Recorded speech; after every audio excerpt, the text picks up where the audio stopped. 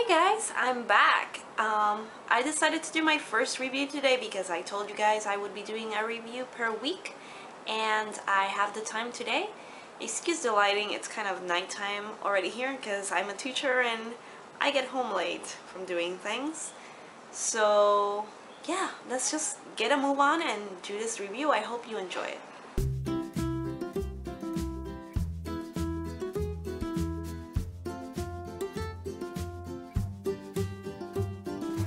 So, as I told you, I'm going to do my first review on a book I recently finished, a new book I read because I've been doing a lot of rereading, and that book is this one. That book is The Red Queen, or just Red Queen actually, by Victoria Aveyard. I'm sorry, I don't actually have a physical copy of this book. I read it in my trusty Kindle that I love as much as the books I have in physical copy. I hope I can get this in a physical copy soon enough because I actually really enjoyed it, and I'm gonna talk a little bit about it, but first I'm gonna explain the story without giving out any spoilers. Don't worry, this is gonna be an entirely spoiler-free review. If I'm ever gonna talk about spoilers about any book, I will warn you in the title of this video, and I will put a spoiler warning someplace in the video. But I'm not going to do it here because I'm not going to give you a spoiler review for this one. It's a completely spoiler-free review. So what is Red Queen about? Well, in a nutshell, the Red Queen is about this girl called Mare, and she lives in this type of dystopian society where society is divided into two parts.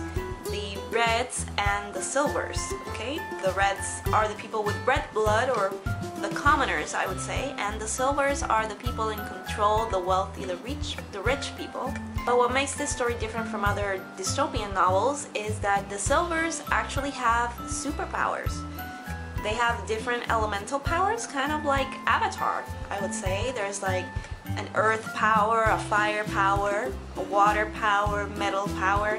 So there's like different elemental type superpowers.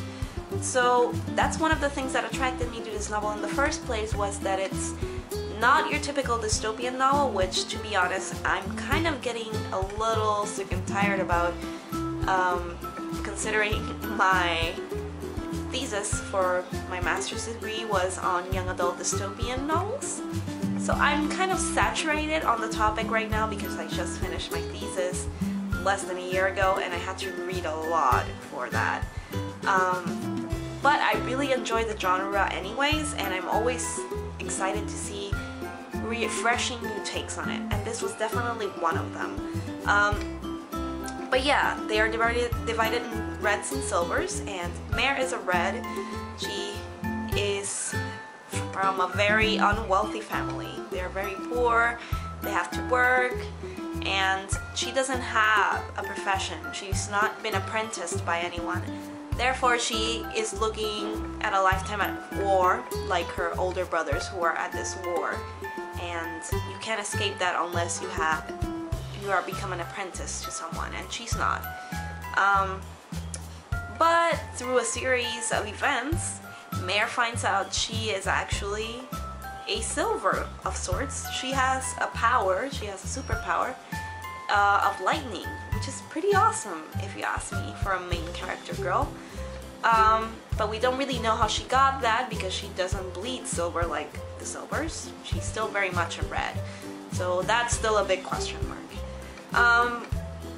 Anyway, a bunch of things happened, and Mare ends up in the palace where the king lives with his family, and she ends up meeting the prince, the queen, and a bunch of other nice and not so nice characters, and things unfold from there, and it's a very captivating story. I have to say, I wasn't bored reading this book for 1 minute.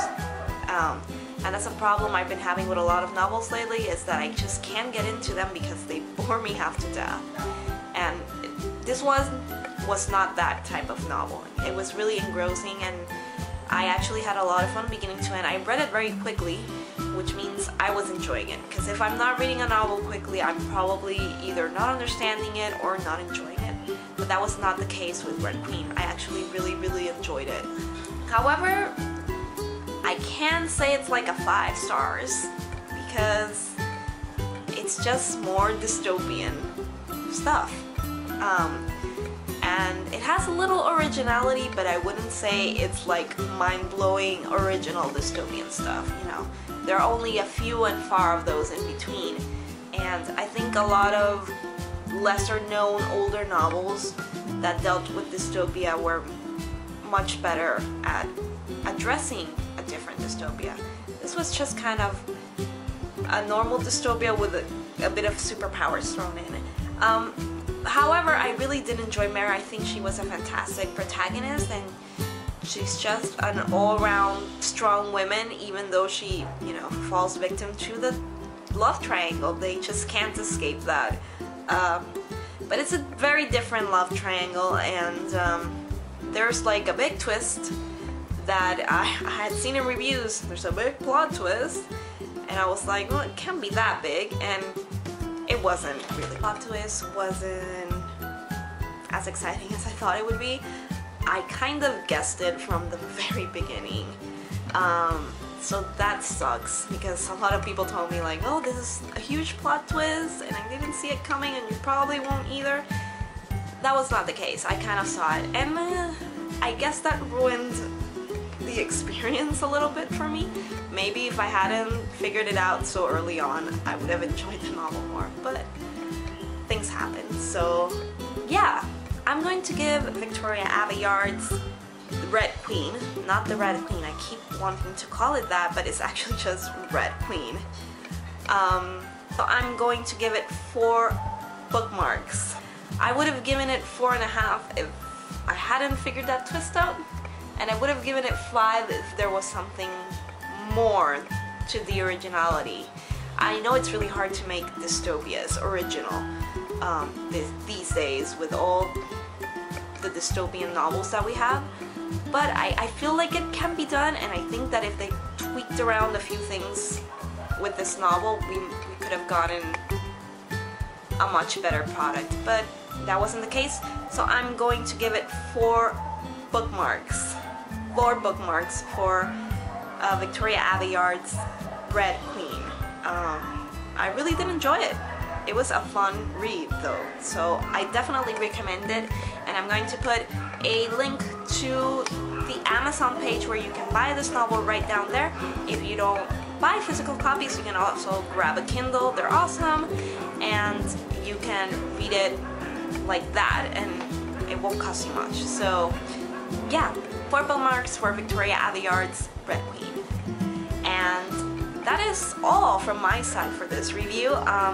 Next I'm gonna be reviewing Clockwork Angel because I recently reread it. I got the new paperback copies of Cassandra Clare's Clockwork Angel, one of my favorites in the Mortal Instruments series. So I'm going to be, actually not Mortal Instruments, Infernal Devices, I'm sorry.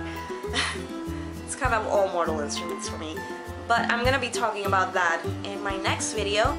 And Lady Midnight comes out tomorrow, and I'm super excited because I reserved a copy at our local bookstore, The Bookmark, which I absolutely love, and it's a signed copy, so this is gonna be my first ever, I think, signed copy of a book. How crazy is that? I'm super excited, so I'm gonna be picking up that tomorrow. I'm gonna show it to you. I'm gonna post a little quick video so you can see what it looks like, and I'm gonna be reviewing it later on. But the next reviews that I'm gonna do are gonna be for Clockwork Angel by Cassandra Clare and The Bane Chronicles, some of which are also by Cassandra Clare and which I just finished reading like 5 minutes ago, and they are great and I love them. So yes, stay tuned, subscribe, comment with recommendations right down there because I always love hearing about them, and I'll see you real soon.